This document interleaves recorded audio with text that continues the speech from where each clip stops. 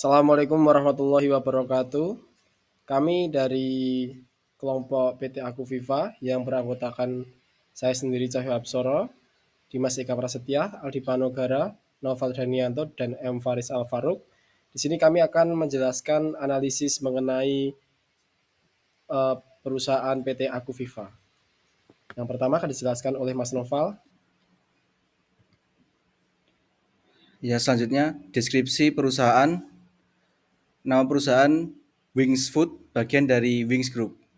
Industri barang konsumsi cepat laku FMCG, makanan, minuman, produk perawatan rumah tangga dan pribadi, asal Surabaya, Indonesia. Didirikan Wings Group berdiri pada tahun 1948 oleh para pengusaha nasional Harjo Sutanto dan Johannes Ferdinand Katuari.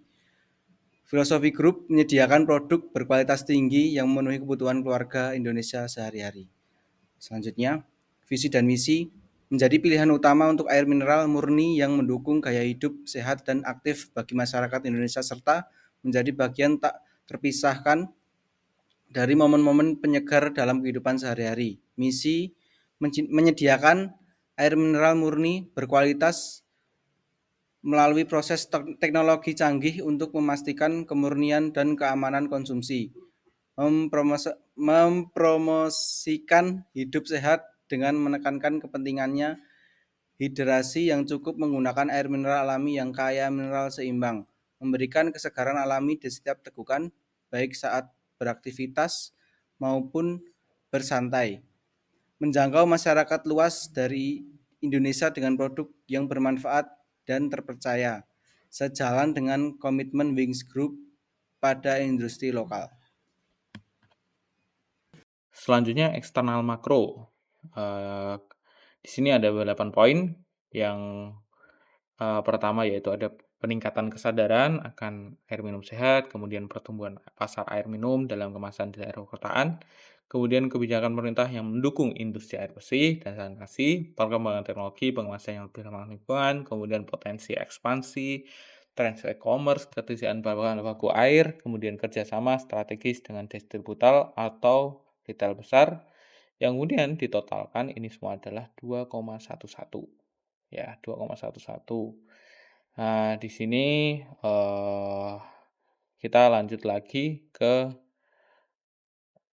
eh, ke yang trade ya. Yang trade itu ada 7 poin.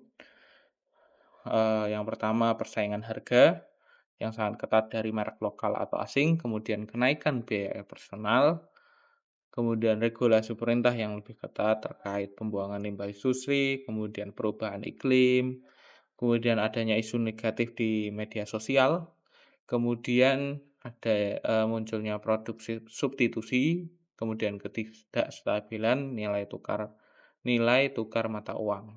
Nah, Selanjutnya pada analisis SWOT, pada metrik TOWS, pada kategori kekuatan, strength, dan juga peluang O, strategi SO, maksimalisasi kekuatan dan peluang, SO1 memanfaatkan S1, nanopurifikasi, dan O1, kesadaran kesehatan dengan kampanye marketing yang berfokus pada manfaat kesehatan dan dari mineral seimbang, menjadikannya pilihan premium value.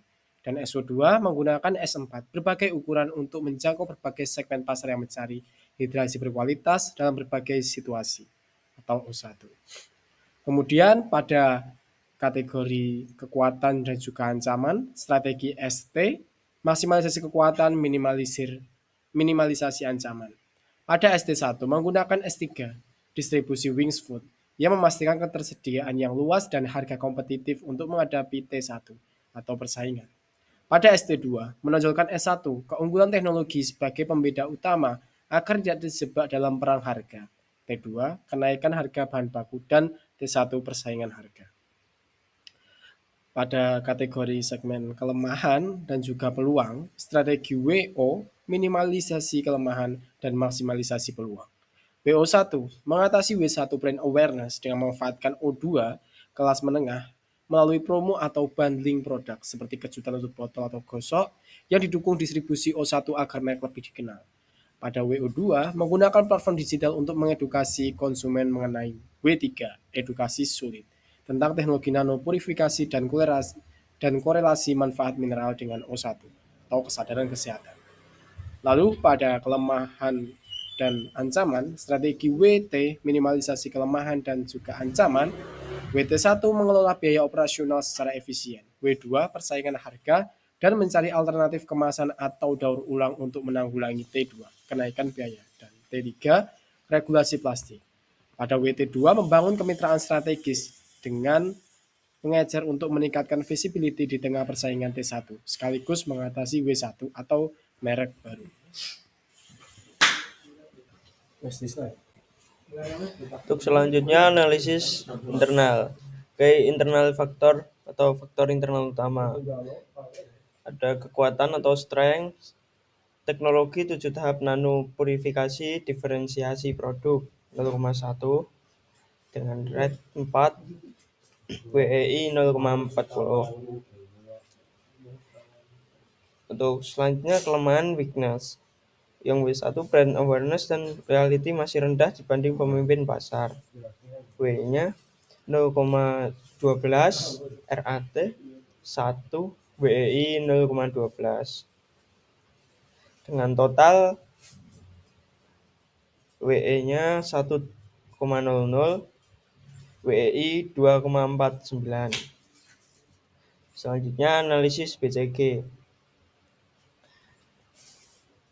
Ada Aquaviva A, botol 600 ml, pendapatan 15 miliar, pangsa pasarnya 10%, pesaing terbesar Aqua, pangsa pasar pesaing 40%, relatif market share-nya 0,25. Dan dengan market growth rate 15%. Aqua B, pendapatan 60 miliar, pangsa pasar 40%, pesaingnya Aquaviva, pangsa pasar pesaing 10%, relatif market share-nya 1.0, market growth rate-nya 15%. Yang selanjutnya Le Mineral C, yang galon, pendapatan 35 miliar, pangsa pasarnya 30%, pesaing terbesarnya Aqua, pangsa pasar pesaing 40%, relatif market share-nya 0,75, market growth rate-nya 12%. Selanjutnya ada klub yang cup 240 mili.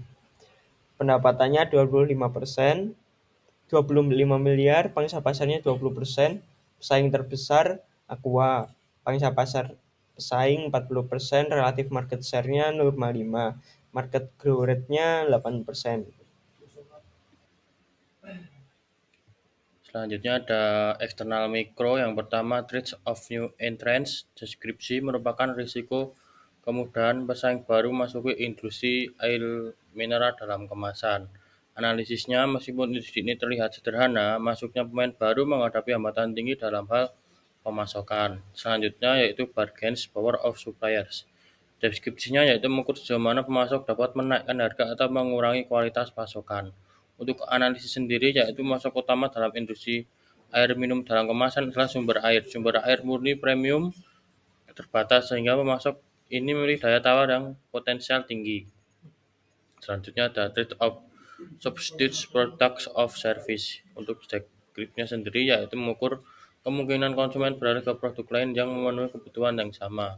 Untuk analisis sendiri yaitu ancaman ini sangat tinggi karena banyak alternatif untuk air minum dalam kemasan. Air isi ulang harga jauh lebih murah, sering menjadi substitusi utama untuk galon rumah tangga.